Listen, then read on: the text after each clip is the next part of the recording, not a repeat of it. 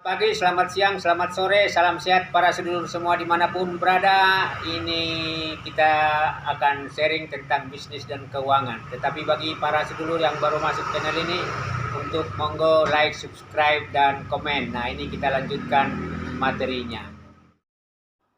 Mobilitas berarti peluang bisnis dan biaya.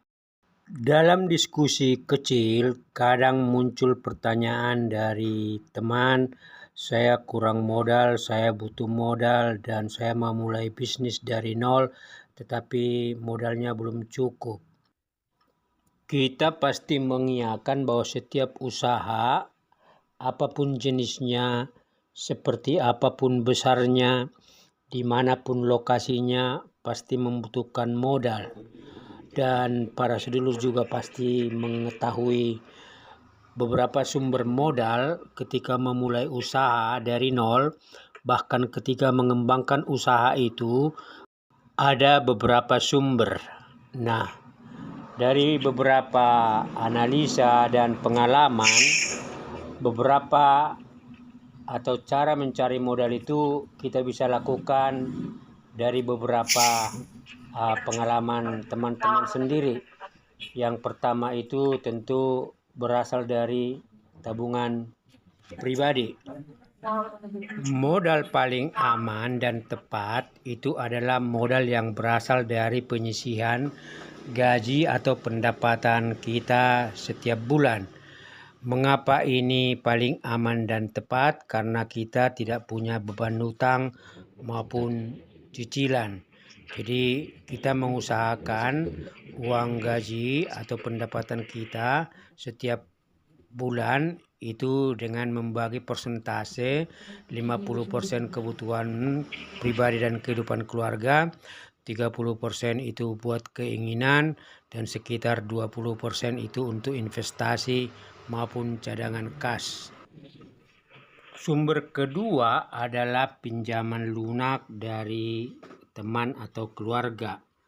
Dalam artian mungkin tingkat suku bunganya tidak ada atau rendah, tetapi kita harus berkewajiban untuk tetap menganggap itu sebagai kewajiban jangka pendek sesuai dengan tenor yang ditetapkan disepakati bersama, sehingga pada akhirnya hubungan antar keluarga dan juga sesama teman itu juga berjalan kembali secara normatif. Potensi sumber modal ketiga yaitu berasal dari konsumen pertama. Artinya ketika kita memulai bisnis dari nol, sebagian kita menyiapkan modal bisa dengan mendapatkannya dari konsumen pertama. Maksudnya apa, sedulur? Jadi usaha itu, bisnis itu kita buat dengan sistem pre-order, sehingga bayaran konsumen di awal mungkin berupa down payment bisa dipergunakan untuk membantu atau mempermudah atau melancarkan proses pesanan produk atau jasa bisnis itu sendiri. Potensi sumber permodalan keempat adalah program UMKM yang sangat ini banyak difasilitasi oleh lembaga keuangan swasta maupun pemerintah.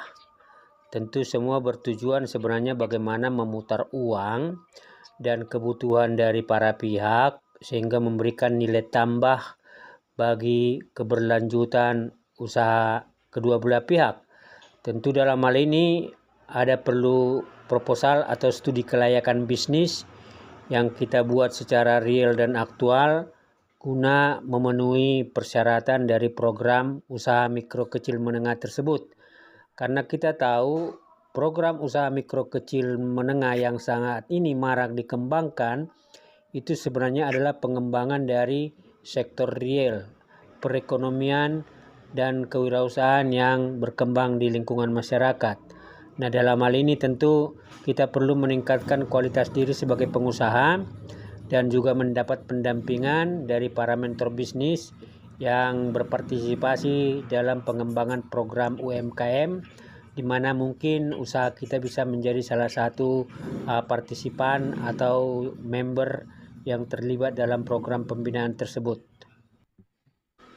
Sumber kelima Dan ini yang sekarang banyak difasilitasi oleh bank-bank pemerintah, yaitu penyaluran kredit usaha rakyat dan usaha-usaha mikro.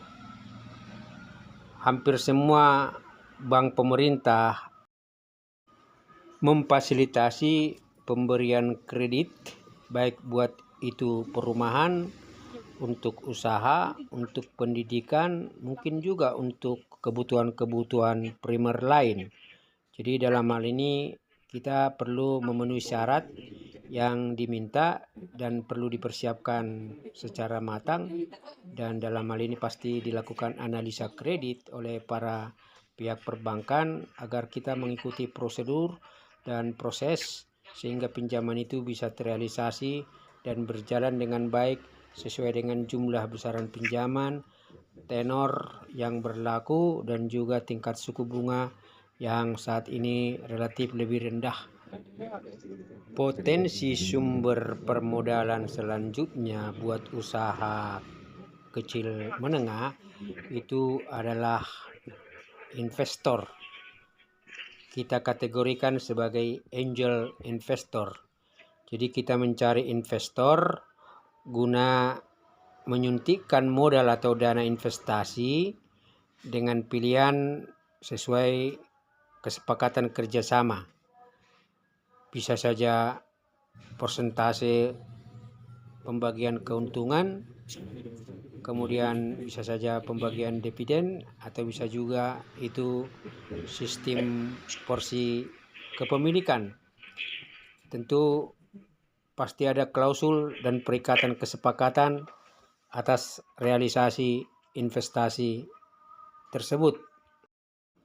4 pilihan sumber modal eksternal di luar kekuatan modal sendiri dan bersumber dari keluarga atau saudara itu bisa dilakukan ketika secara nyata dari catatan jurnal pertumbuhan omset bisnis dan indikasi keuntungan laba bersih itu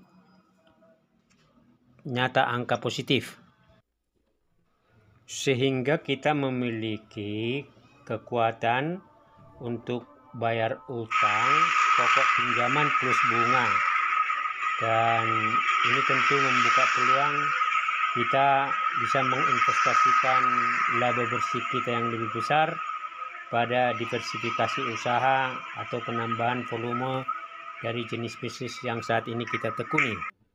Dibutuhkan memang satu ketelatenan dan juga konsistensi untuk melakukan efisiensi dalam pembiayaan dan bagaimana mencari strategi agar 20% dari kegiatan utama kita itu bisa menghasilkan 80% dari potensi omset atau penjualan yang kita harapkan setiap hari. Kesehatan dan kemajuan usaha sangat ditentukan oleh perilaku keuangan dan aplikasi manajemen keuangan dalam semua mekanisme dan skema dari kegiatan bisnis itu sendiri. Artinya, kalaupun ada sumber pembiayaan dari pihak luar, kita bisa menjamin bahwa likuiditas dari bisnis itu sangat tinggi dan kemampuan bayar sumber pinjaman permodalan itu bisa kita selesaikan. Salam sehat, salam sejahtera, salam wirausaha. Sukses selalu.